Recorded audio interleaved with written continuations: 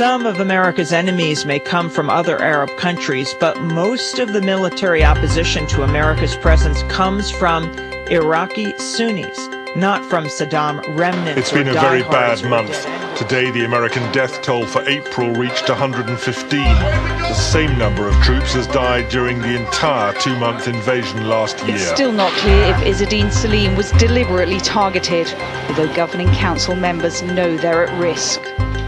Among the casualties were other Iraqis waiting at the checkpoint.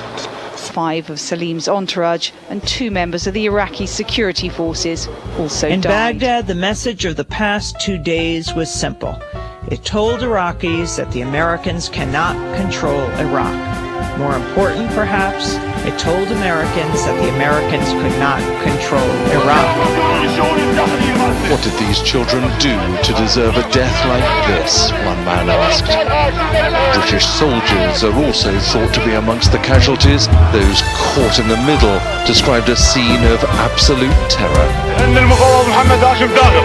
I just let some British soldiers into the police station when a massive rocket hit the front door. The US-led forces in Iraq, there's another mounting security problem: Sunni battles.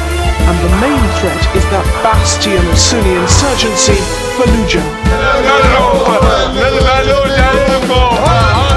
Near the besieged city, defiant gunmen denounced foreign troops as terrorists and welcomed the uprisings of their Shiite brothers.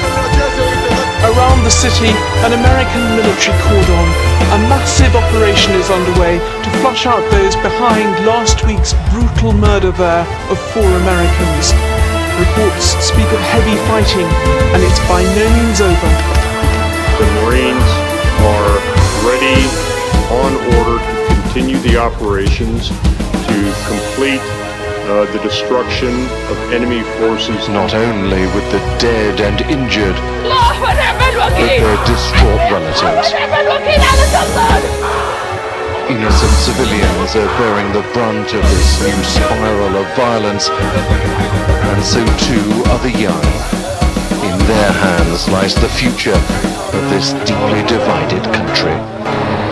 The smiling faces are of Spanish soldiers happy to be on their way home. Spain's pull-out from Iraq is well underway. It's a military and political blow to Tony Blair and George Bush, losing 1,400 troops and a former European ally. Mr. Rumsfeld and Mr. Wolfowitz and Mr. Bush can go on talking till the cows come home about foreign fighters. These are not, for the most part, people who were born outside Iraq, which most Americans were. They are people who are called Iraqis. This is a resistance movement, whether we like it or not.